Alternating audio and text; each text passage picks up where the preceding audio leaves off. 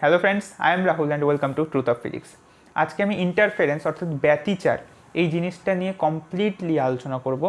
Physically জিনিসটা আসলে কি সেটা একটা এক্সাম্পলের সাহায্যে একদম ডিটেইললি আলোচনা করব। জাস্ট জেনারেল ডিসকাশন করব যে ইন্টারফেরেন্স এই জিনিসটা আসলে কি।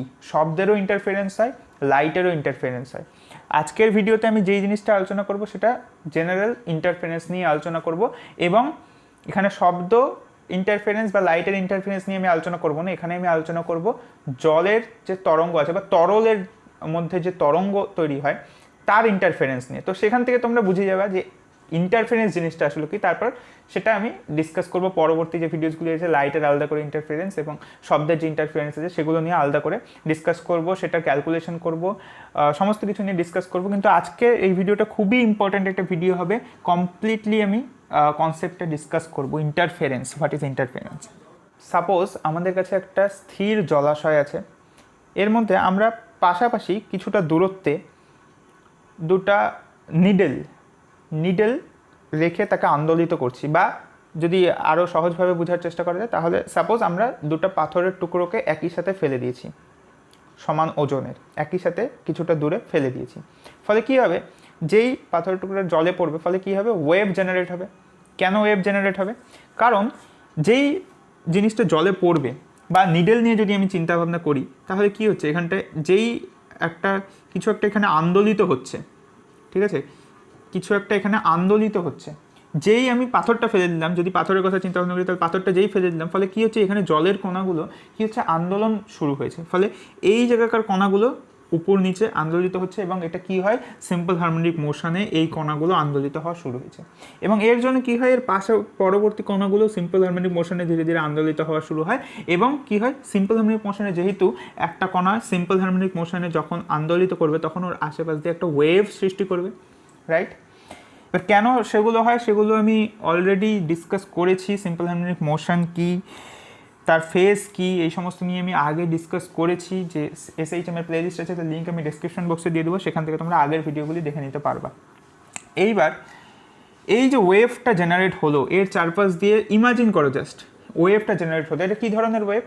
নিয়ারলি একটা ট্রান্সভার্স ওয়েভ, প্রায় একটা ট্রান্সভার্স ওয়েভ। তো আমরা সিম্পলিসিটির জন্য এটাকে ট্রান্সভার্স ওয়েভই ধরে নিচ্ছি। ট্রান্সভার্স ওয়েভস মানে কি, মানে কণাটার যে আন্দোলন হচ্ছে তার সাথে ওয়েভের প্রোপাগেশনটা পারপেন্ডিকুলার হবে। অর্থাৎ এখানটা জলের ক্ষেত্রে কি হয়, জলের ক্ষেত্রে যেই আমরা ফেললাম ওটা জলের কণাগুলো উপর নিচে আন্দোলিত করছে, এই জন্য ওয়েভটা কী হচ্ছে আমরা দেখতে পাই, ফিজিক্যালি আমরা দেখতে পাই জিনিসটা যে ওয়েভটা এইভাবে প্রোপাগেট করছে, রাইট? তার মানে ওয়েভের যে গতি আছে তার সাথে তার যে কণাগুলো আছে, মাধ্যমের কণাগুলো যে আন্দোলিত হচ্ছে তার গতি পারপেন্ডিকুলারলি আছে। এক্ষেত্রে মাধ্যমের যে কণাগুলি আছে সেগুলো কিন্তু ওয়েভের সাথে চলে যাচ্ছে না।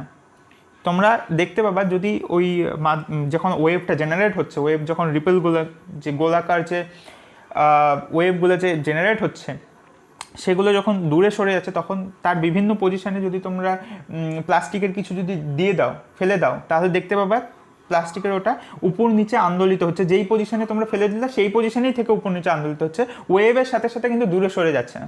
তার মানে কি, প্রতিটা যে কণা আছে সেই ওয়েভের প্রতিটা কণা নিজের পজিশনে থেকে আন্দোলিত হচ্ছে এবং তার জন্য ওয়েভ যে আছে সেই ওয়েভটা প্রোপাগেট হচ্ছে, রাইট? এইবার আমরা এখানটায় ডিসকাস করব। ফার্স্টে যদি আমরা একটা কেস নিয়ে আলোচনা করি, যে ফার্স্টে আমরা একটা ঢিল ফেলে দিলাম, একটা পাথর ফেলে দিলাম, ফলে কি হলো, ওয়েভ জেনারেট হবে। ফলে আমরা দেখতে পাবো গোল গোল রিপেল কি হচ্ছে, গোল গোল ওয়েভ জেনারেট হয়ে ধীরে ধীরে প্রসারিত হচ্ছে চারিদিকে। এইবার এখানটা কি দেখা যায়, একটা ক্রেস্ট তৈরি হয়, একটা ট্রাফ তৈরি হয়। মানে একটা হচ্ছে একটা ওয়েভের কী থাকে, ওয়েভের দুটো অংশ থাকে, একটা হচ্ছে এর হাইয়েস্ট পজিশন, একটা হচ্ছে লোয়েস্ট পজিশন, ঠিক আছে? কোনো জায়গায় ওয়েভটা থাকবে উঁচু, আবার কোনো জায়গায় ঢেউটা থাকবে নিচের দিকে, রাইট? ঢেউটার পজিশনটা নিচু থাকবে, আবার কোনো জায়গায় উঁচু থাকবে। এইবার যদি একটা পাথর ফেলা যায় তাহলে স্বাভাবিকভাবে আমরা দেখি যে গোল গোল এরকম রিংস বা রিপলস তৈরি হয়। এবার পাশাপাশি যদি দুটা ফেলা যায় পাথর, তাহলে সেই দুটার জন্য ইন্ডিভিজুয়ালি এরকম রিংস তৈরি হবে, রিপলস তৈরি হবে। এবং দেখা যায় যে এই দুটা রিপলস বা দুইটা পাথরের জন্য দুটা পজিশনে যে ওয়েভ জেনারেট হলো একই সাথে ধরে নাও যে আমরা ফেললাম, ফলে যে ওয়েভগুলো জেনারেট হলো এই ওয়েভগুলো কী হবে, পরস্পরের মধ্যে ইন্টারফেয়ার করবে। ইন্টারফারেন্স ঘটবে এই ওয়েভসগুলোর মধ্যে, অর্থাৎ ব্যতিচার ঘটবে, এবং আমরা একটা রেজাল্ট্যান্ট একটা ওয়েভ পাবো, একটা আলাদা ধরনের একটা রেজাল্ট্যান্ট একটা ওয়েভ দেখতে পাবো, এবং সেই ওয়েভটার ছবি আমি এখানটায় এঁকেছি, সেই ঘটনাটাই এখানটা আমি ডিসপ্লে করেছি। এবার এইখানটা আমরা এটার প্রপার্টিজ নিয়ে এবার আলোচনা করব। এটাই হচ্ছে মেইনলি ইন্টারফারেন্স। এইবার এর বিশেষত্ব কী, এর বিশেষত্বটা কি, এইবার খুব ভালোভাবে আমি ডিটেইললি আলোচনা করব জিনিসটা। সাপোজ এই যে ঘটনাটা ঘটছে, এর একটা আমরা স্ন্যাপশট বা স্থির চিত্র একটা তুলছি, ঠিক আছে, কোনো একটা ইনস্ট্যান্ট টাইমের এরকম একটা ছবি দেখতে পাচ্ছি আমরা জিনিসটা। এইখানটায় এই যে ডিপ লাইনগুলো আছে, এই ডিপ লাইনগুলো দিয়ে আমি রিপ্রেজেন্ট করার চেষ্টা করছি সেই ঢেউটার উঁচু অংশটা, ঠিক আছে, ক্রেস্টটাকে আমি রিপ্রেজেন্ট করার চেষ্টা করছি, উঁচু অংশটা। আর এই যে ডট ডট লাইন, সেই ঢেউটারই যে নিচের অংশটা, নিম্ন অংশটা, ট্রাফটা, সেটাকে আমি রিপ্রেজেন্ট করার চেষ্টা করছি একই ইনস্ট্যান্ট অফ টাইমে, ঠিক আছে। এটা উপরের অংশটা ডিপ কালি আর নিচের অংশটা হচ্ছে আমি ডট ডট দিয়ে বোঝাচ্ছি। এইবার এই ওয়েভটার এই যে ওয়েভগুলো যাচ্ছে বাই এ সোর্স, এটাকে এ সোর্স নাম দিচ্ছি, এটাকে বি সোর্স নাম দিচ্ছি। এ সোর্স থেকে যে ওয়েভগুলো উৎপন্ন হচ্ছে তারা বি সোর্সের সাথে ইন্টারফেয়ার করছে। এইবার আমরা যদি এই লাইন বরাবর দেখি, এদের যে মধ্যবর্তী দূরত্ব আছে এ আর বি এর একদম মিডিল পয়েন্ট দিয়ে যদি আমরা একটা বাইসেক্টর, পারপেন্ডিকুলার বাইসেক্টর একটা যদি আমরা আঁকি, অর্থাৎ লম্ব সমদ্বিখণ্ডক যদি আমরা ড্র করি এই দুটার একদম মাঝ বরাবর সেক্টর আঁকি, তাহলে আমরা কি দেখতে পাবো? তাহলে দুটা পয়েন্ট নিয়ে আমরা আলোচনা করবো, একটা হচ্ছে এই পয়েন্ট, একটা হচ্ছে এই পয়েন্ট, রাইট। সাপোজ এই যে এ সোর্স দ্বারা যে ওয়েভগুলো জেনারেট হচ্ছে বা এ সোর্স দ্বারা যে ওয়েভটা জেনারেট হচ্ছে, তার জন্য মাধ্যমের যে কণাগুলো যে ডিস্টারবেন্স হয়েছে তার জন্য মাধ্যমের যে কোনো পজিশনে, সাপোজ এই পজিশনে যদি আমি চিন্তা ভাবনা করি, তাহলে এই পজিশনে এই যে ওয়েভটা আছে, এই ওয়েভটা যে আছে, এই ওয়েভটা কিসের জন্য জেনারেট হচ্ছে? এই ওয়েভের যে মাধ্যমের কণাগুলো আছে সেগুলো কি হচ্ছে? সিম্পল হারমোনিক মোশনে উপরের নিচে ওঠানামা করছে, তার জন্য সৃষ্টি হচ্ছে। তো সেই সিম্পল হারমোনিক মোশনের যে ডিসপ্লেসমেন্ট আছে এই পয়েন্টে মাধ্যমের কণাটার যে ডিসপ্লেসমেন্ট আছে, যে ডিস্টারবেন্সের জন্য যে ডিসপ্লেসমেন্ট আছে, সেই ডিসপ্লেসমেন্টটাকে আমি y1 দিয়ে ডিনোট করছি, এবং সেটা হবে আমাদের এ কস, সাপোজ আমরা কস নিচ্ছি, কসও নেওয়া যায়, সাইনও নেওয়া যায় সিম্পল হারমোনিক মোশনের ক্ষেত্রে। তো সেগুলো তোমরা আগের ভিডিওগুলোই আমার যে আছে সেগুলো দেখলেই তোমাদের কনসেপ্ট ক্লিয়ার হয়ে যাবে।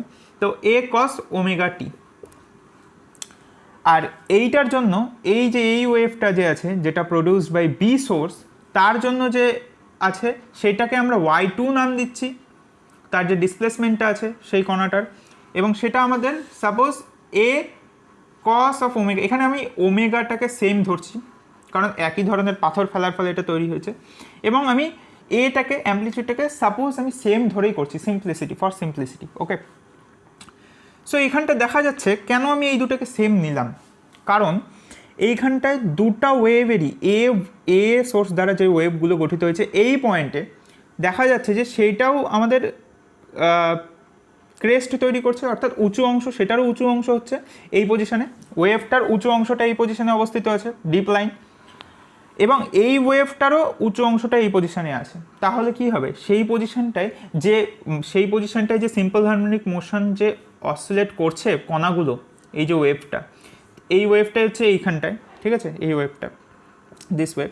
তো এর জন্য যে সিম্পল হারমোনিক মোশনের যে কণাটা আন্দোলিত হচ্ছে, জাস্ট ইমাজিন করো, দুটার যে কণা আছে ডিউ টু এই ওয়েভ যেটা এই কণাটা, এবং ডিউ টু এই ওয়েভ যেটা এই কণাটা, সেই দুটারই একই অবস্থা থাকবে, কারণ দুটাই এখানটায় উঁচু অংশটা ক্রেস্ট তৈরি করছে। এবং আমি সিম্পলিসিটি ফর সিম্পলিসিটি এ আর ওমেগাটাকে সেম ধরে নিচ্ছি, তাহলে দুটার ইকুয়েশন এরকমই হবে, এ কস ওমেগাটি আর এ কস ওমেগাটি, দুটো একই হবে।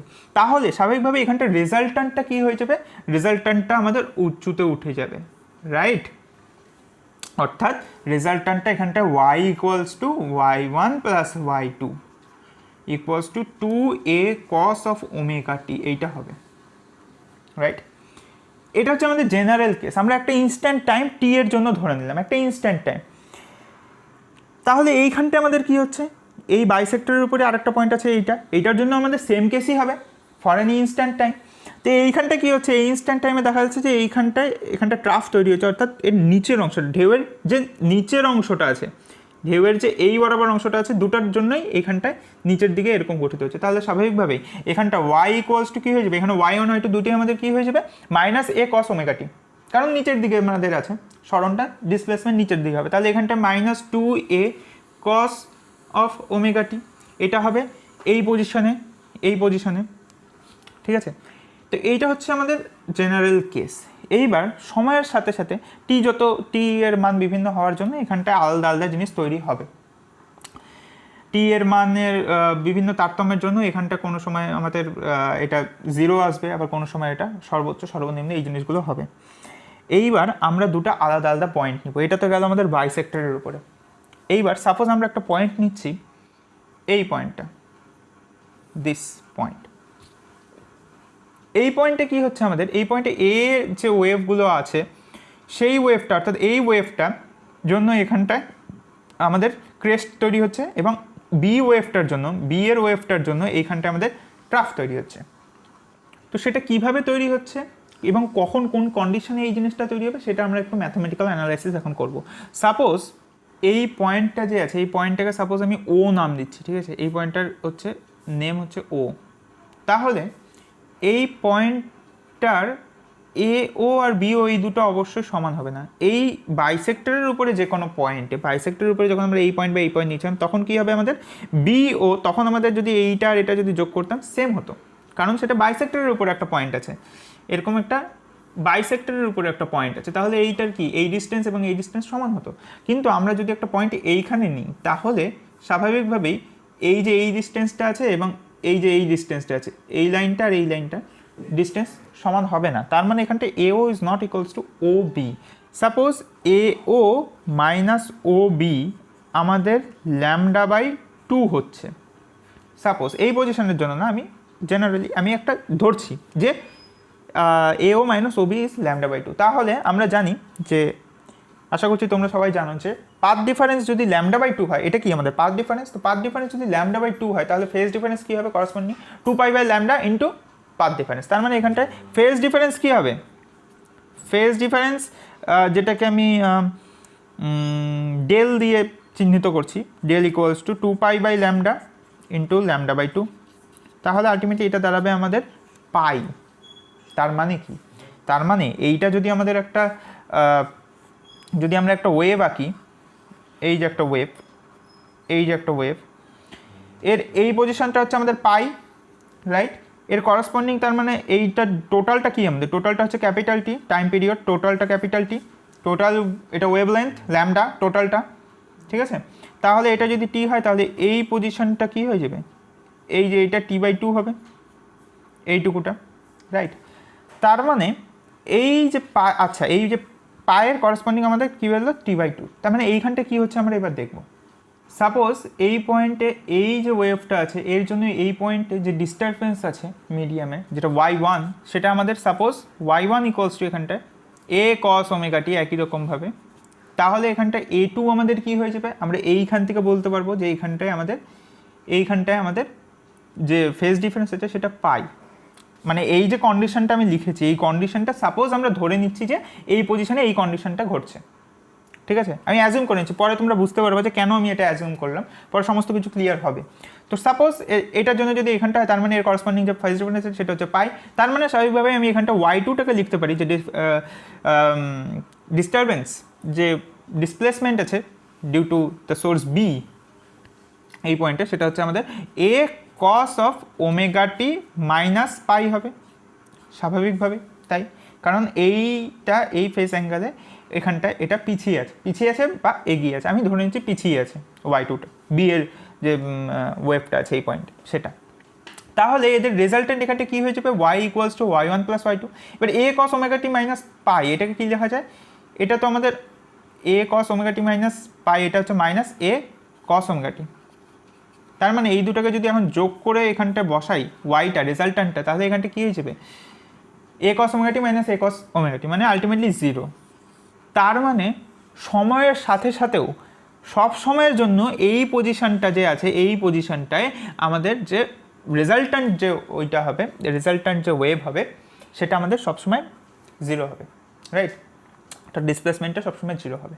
এই যে ঘটনাটা এখানটায় ঘটলো, এর ফলে কি হবে, এখানটায় যে ইন্টেন্সিটিটা আমরা পাবো এই পয়েন্টে, ইন্টেন্সিটি যেটা পাবো সেই ইন্টেন্সিটি হয়ে যাবে মিনিমাম ইন্টেন্সিটি। কেন হয় এবং তার এক্সপ্রেশন কি হয়, আই মিন কোন কেসে ঘটে। তো সেই সমস্ত কিছুর যে ম্যাথামেটিক্যাল এক্সপ্রেশন আছে সেটা আমি এখানে ডিরাইভ করছি না, সেটা আমি পরে যে ভিডিও বানাবো সেখানে আমি ডিসকাস করবো ম্যাথামেটিক্যাল জিনিসটা। তো এখানটা বোঝাই যাচ্ছে যে এই যে পজিশনটা আছে এখানটায় যে ইন্টারফারেন্সটা ঘটছে তার ফলে কি হচ্ছে আমাদের, তার ফলে আমাদের y=0 হচ্ছে সেই ইন্টারফারেন্সের ফলে। অর্থাৎ এই ইন্টারফারেন্সটা হচ্ছে ধ্বংসাত্মক ইন্টারফারেন্স, ধ্বংসাত্মক ব্যতিচার বা ডিস্ট্রাকটিভ ইন্টারফারেন্স, ডিস্ট্রাকটিভ ইন্টারফারেন্স ঘটছে এই পয়েন্টে, রাইট। এই জিনিসটাকে বলা হয় ডিস্ট্রাকটিভ ইন্টারফারেন্স। এইবার এইটার কন্ডিশনটা কি, আমি যে এখানটা লিখলাম আগে λ/2 এটাকে ধরে নিয়ে যে করলাম, তো এখানটা এটা কিন্তু জাস্টিফাই হয়ে যাচ্ছে। যদি এটা λ/2 হলো, এই λ/2 এর কারেসপন্ডিং আমাদের কি হয়েছে, আমি ধরে নিয়েছিলাম λ/2 হচ্ছে এখানটায় পাথ ডিফারেন্সটা, এর জন্য কি হচ্ছে আমাদের করেসপন্ডিং যে ফেজ ডিফারেন্স আছে সেটা হচ্ছে আমাদের পাই, এবং এখানে পাই আসছে জন্যই না আমাদের y2টা -a cos ωt হচ্ছে, এবং তখন এদের যে সামেশন হচ্ছে যেটা রেজাল্টেন্ট হচ্ছে y সেটা আমাদের 0 হয়ে যাচ্ছে। তার মানে আলটিমেটলি আমরা বলতে পারি যে যখন আমাদের ডিস্ট্রাকটিভ ইন্টারফারেন্স হবে অর্থাৎ y=0 হবে রেজাল্ট্যান্টটা, তখন আমাদের করেসপন্ডিং যে ফেজ ডিফারেন্স আছে সেটা হচ্ছে আমাদের পাই, বা আরও জিনিসও হবে সেটা আমি বলবো, এবং তার করেসপন্ডিং যে পাথ ডিফারেন্স আছে সেটা হচ্ছে আমাদের λ/2। এবং নট অনলি λ/2, ডিস্ট্রাকটিভ ইন্টারফারেন্সের যে শর্ত আছে সেখানটা পাথ ডিফারেন্স আমাদের λ/2ই শুধু হবে না, শুধু λ/2 হবে না, তার সাথে আরও জিনিস হবে। কি হবে সেটা হবে 2n + 1 × λ/2, যেখানটা n এর ভ্যালু 0 1 2 3 ... যে কোনো ইন্টিজার ভ্যালু যদি বসাই, এইখান থেকে আমরা দেখতে পাবো যে সব সময়ের জন্য আমাদের ডিস্ট্রাকটিভ ইন্টারফারেন্স হচ্ছে। তোমরা নিজেরাও ট্রাই করতে পারো 0 1 2 3, 0-র জন্য কেসটা হচ্ছে আমাদের λ/2, 1 দিলে 3λ/2, তো সেক্ষেত্রে আমাদের ডিস্ট্রাকটিভ ইন্টারফারেন্স হবে। তোমরা যদি আলাদা আলাদাভাবে ক্যালকুলেট করো, অবশ্যই করবে ক্যালকুলেট, দেখতে পাবে যে এখানে ডিস্ট্রাকটিভ ইন্টারফারেন্সই হচ্ছে। তো আমাদের condition, the path difference for destructive interference must be equals to 2n + 1 × λ/2। এইবার তো এইটুকু গেল আমাদের ডিস্ট্রাকটিভ ইন্টারফারেন্স। এইবার আমরা এই পয়েন্টের কথা চিন্তা করি, এখানটা একটা আমরা পয়েন্ট নিচ্ছি, সাপোজ এই যে পয়েন্টটা আছে এই পয়েন্টটার কথা আমরা এবার চিন্তা ভাবনা করব। তো এই পয়েন্টে কি হচ্ছে আমাদের, এই পয়েন্টে আমরা দেখতে পাচ্ছি যে দুটা যে ওয়েভ আছে, ওয়েভ এ আর ওয়েভ বি, তার জন্য একটা ইনস্ট্যান্ট টাইমে, নির্দিষ্ট ইনস্ট্যান্ট টাইমে দুটার জন্য এখানটা ক্রেস্ট তৈরি হচ্ছে, রাইট, লাইক দিস। এই যে সেন্ট্রাল না, এই যে বাইসেক্টরের উপরে যে কোনো পয়েন্টের জন্য যেই জিনিসটা ঘটছিল এখানটাও অনেকটা সেই জিনিসটাই ঘটছে, অর্থাৎ দুটার জন্য আমাদের ক্রেস্ট উৎপন্ন হচ্ছে একটা নির্দিষ্ট সময়। তাহলে এখানটার যদি আমরা একটু অ্যানালাইসিস করে দেখতে চাই এখানটা আমাদের কি হচ্ছে, তাহলে এটা দেখা যাক। তাহলে এখানটা আমাদের y1 কি হবে, y1 = a, আচ্ছা y1 সেটা দেখার আগে আমরা আগে এখানটায় যে ডিফারেন্সটা আছে, যে পাথ ডিফারেন্স আছে সেটা আমরা দেখব। তো এই যে পজিশনটা আছে এটার আমরা নাম দিচ্ছি সাপোজ o', ওয়েট, ওকে, এই পজিশনটার নাম। তাহলে এখানটা কি হয়ে যাবে আমাদের a o' - o'(b), এই যে ডিফারেন্সটা আছে পাথ ডিফারেন্সটা, সাপোজ আমরা এটাকে ল্যামডা ধরে নিচ্ছি আগের বারের মতো। আগের বার আমরা λ/2 ধরেছিলাম, এবার আমরা ল্যামডা ধরছি।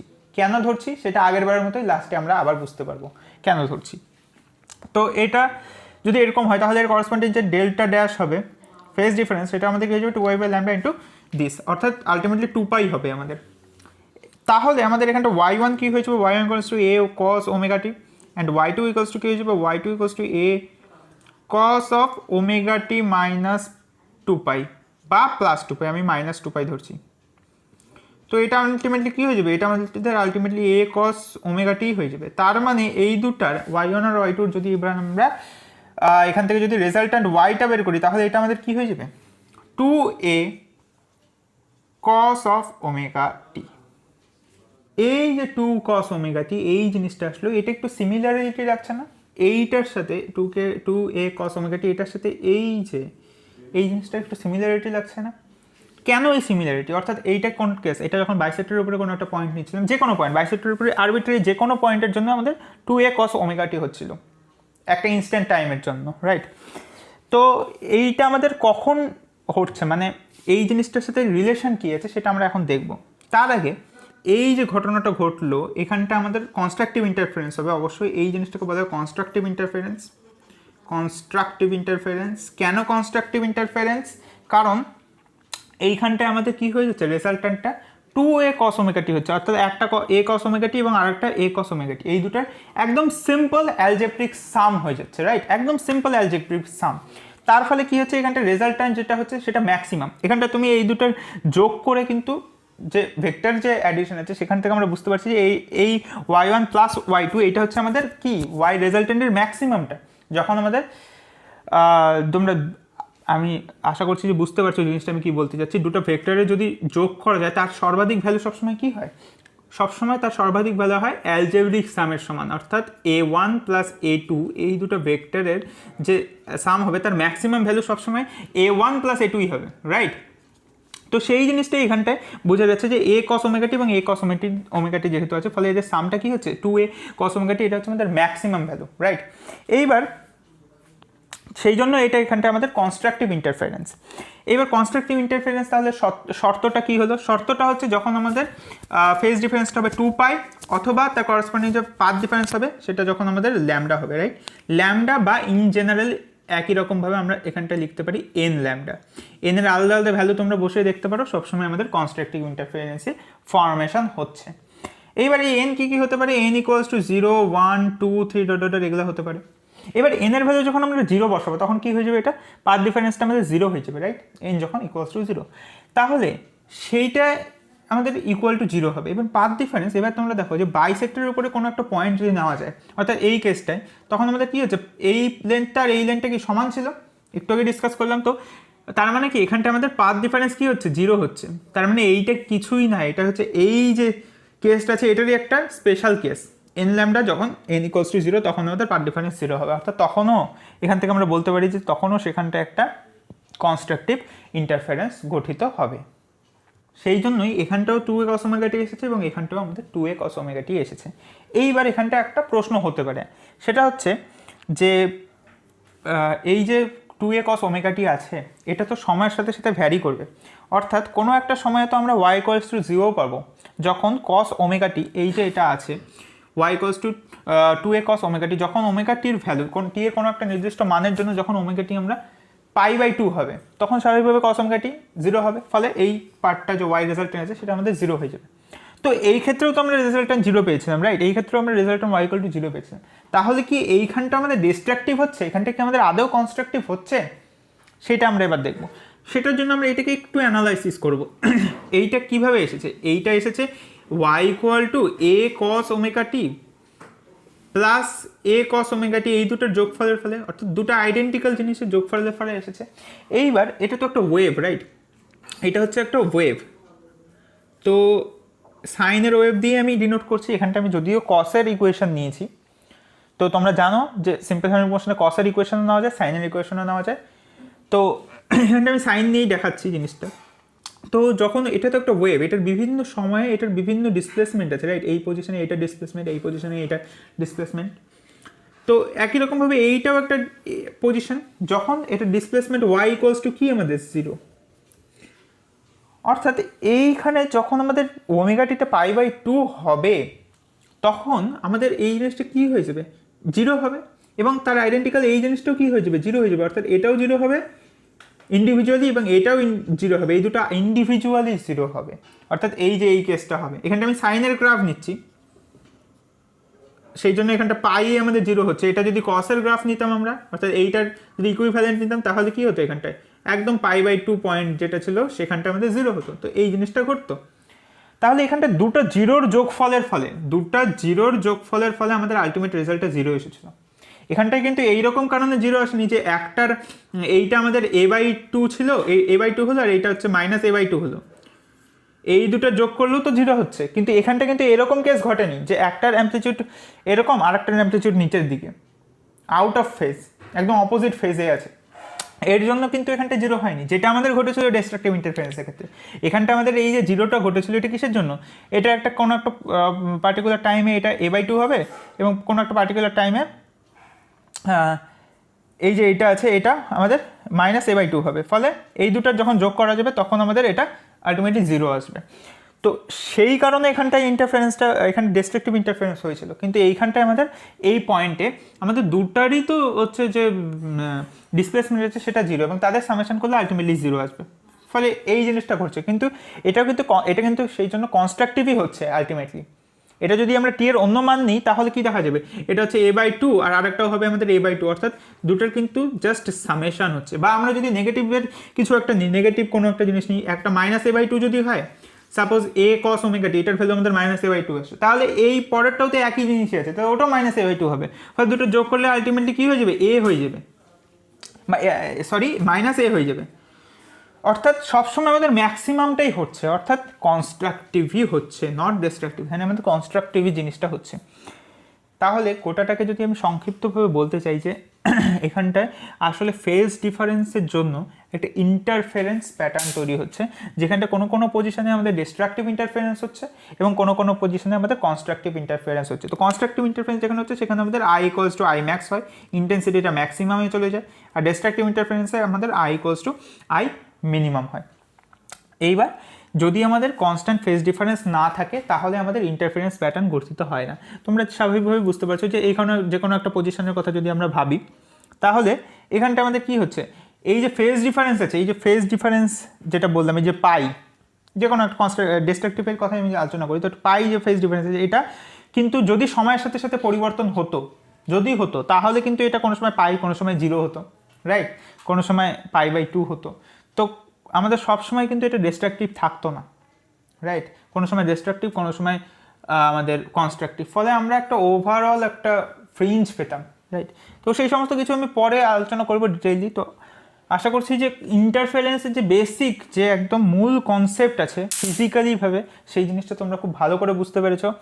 ভিডিওটি বন্ধুদের মধ্যে অবশ্যই শেয়ার করে দিবা, যাতে তারাও এই কনসেপ্টসগুলি ভালো করে বুঝতে পারে। এর পরবর্তী যে ভিডিওসগুলি আছে সেই ভিডিওসগুলিতে আমি পরবর্তী যে ভিডিওসগুলি বানাবো সেখানে আমি লাইটের interference, Young's double slit experiment, সেগুলো নিয়ে আলোচনা করবো, এবং সাউন্ডের ইন্টারফারেন্স অবশ্যই সেগুলো নিয়েও আলোচনা করবো, এবং সমস্ত কিছু ক্যালকুলেশন সমস্ত কিছু করবো। তোমরা সবাই খুব ভালো থাকবা। Thank you for watching.